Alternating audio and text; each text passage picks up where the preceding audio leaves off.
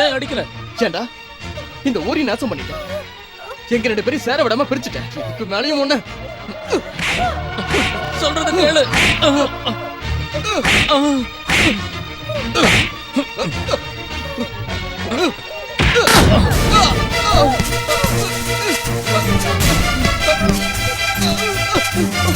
Thomas,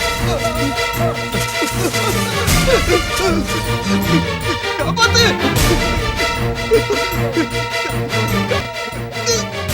புடி. இந்த புடி.